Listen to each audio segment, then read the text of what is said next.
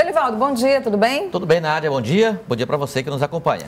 Elivaldo, o Ministério da Saúde anunciou que vai comprar as vacinas da Pfizer e da Janssen após meses rejeitando propostas dessas empresas.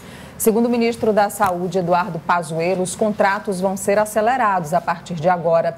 As doses estão estimadas em mais de 100 milhões de doses que devem ser compradas. Em apresentações recentes a prefeitos e governadores, o ministro disse que a negociação seria por cerca de 100 milhões de doses. A vacina da Pfizer é a única que tem registro para uso definitivo no Brasil.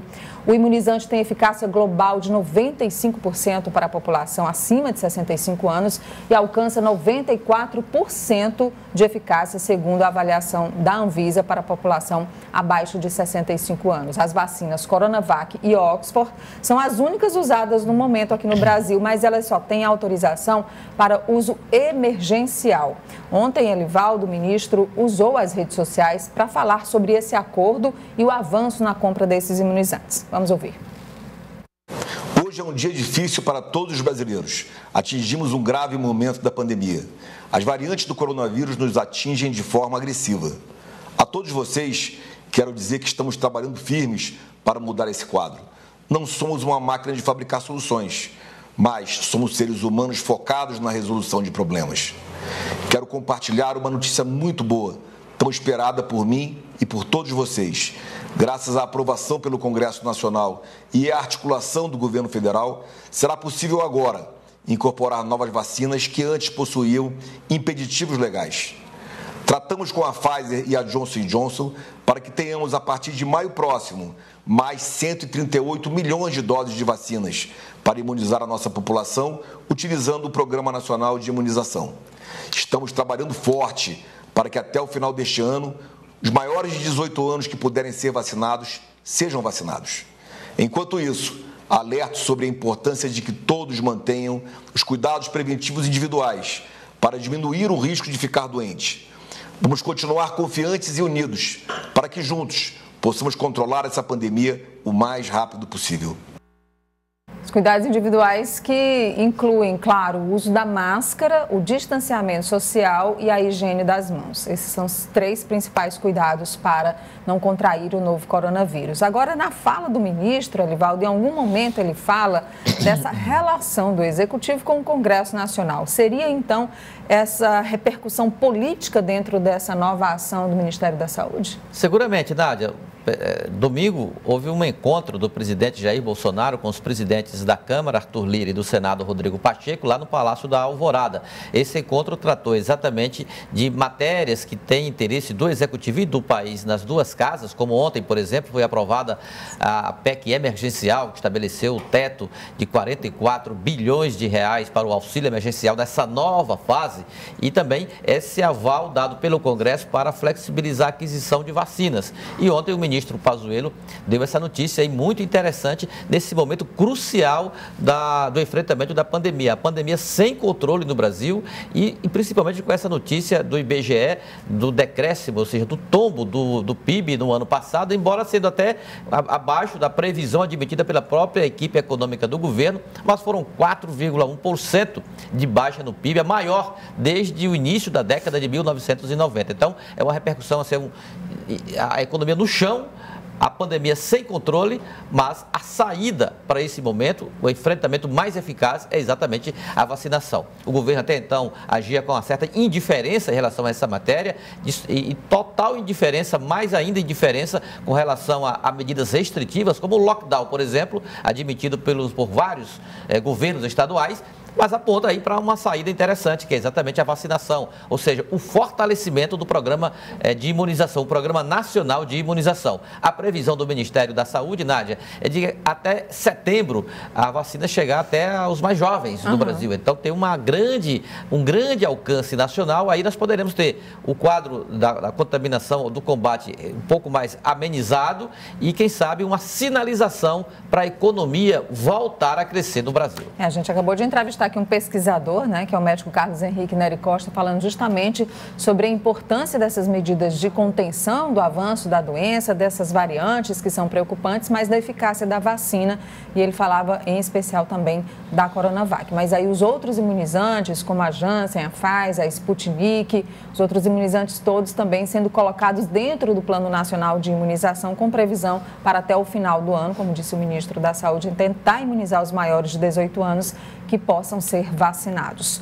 Bom, Elivaldo, vamos trazer aqui para o nosso plano local. Ontem a gente já teve a sinalização do novo decreto que deve ser publicado ainda hoje, porque passa a valer a partir de amanhã. O governador Wellington Dias também se posicionando com relação a isso, mas não deixa de ter o foco também em 2022, Elivaldo. Pois é, Nádia, embora a pandemia seja o foco do governo, não poderia ser diferente. Aguardamos aí para o dia de hoje a edição de um novo decreto com poucas alterações, Nádia, são poucas alterações em relação ao que já está em vigor. A expectativa maior é para a ampliação do tempo do chamado toque de recolher noturno, que deve ser anunciado hoje para valer a partir de amanhã, 0 hora desta sexta-feira. Mas no aspecto político, Nádia, também entre uma conversa ou outra, o governador Wellington Dias tem tratado exatamente de como vai organizar a sua base aliada para 2022.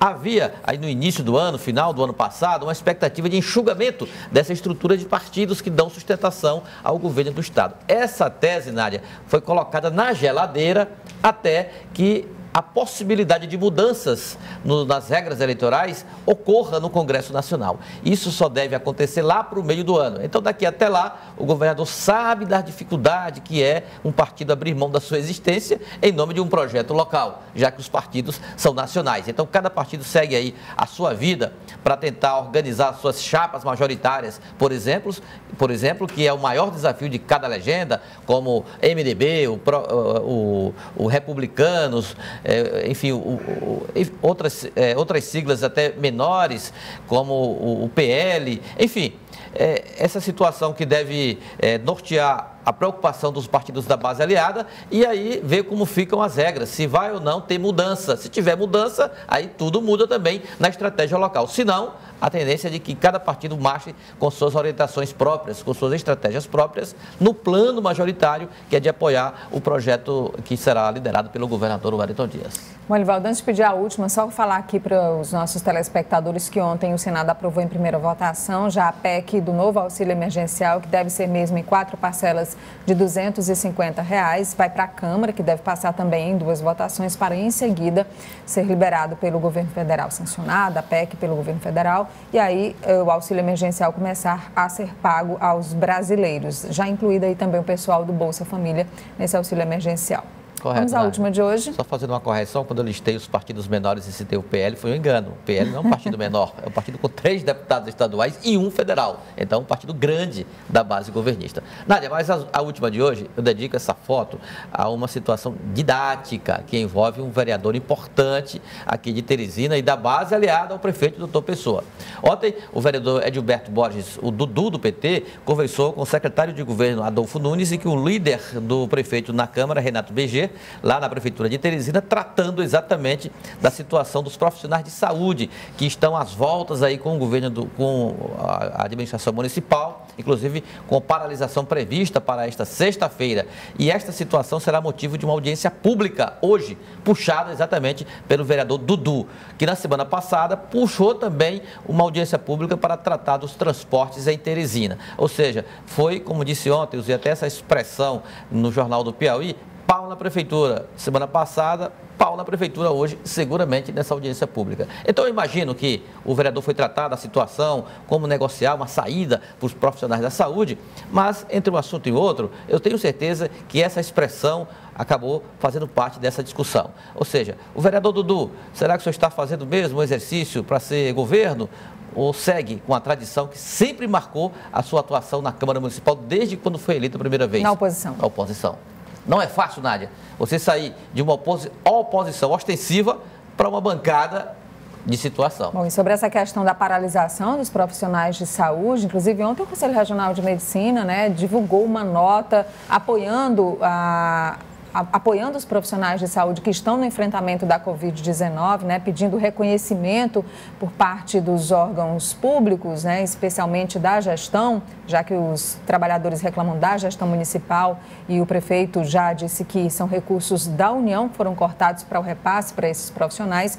A gente vai ficar na expectativa de hoje dessa audiência pública e ao longo do dia, certamente, Alivaldo, das conversas que podem acontecer para evitar que essa paralisação seja iniciada amanhã, porque não é boa para ninguém. Prejuízo enorme. Não dá nem para dimensionar o prejuízo dos profissionais da saúde e cruzarem os braços nesse momento do enfrentamento da pandemia, por exemplo. Obrigada, Alivaldo. Um ótimo dia para você. Amanhã é sexta-feira e você está de volta. Com certeza, Nádia. Até amanhã. Bom dia. Bom dia. Volta lá para a Rádio Cidade Verde para o Acorda Piauí.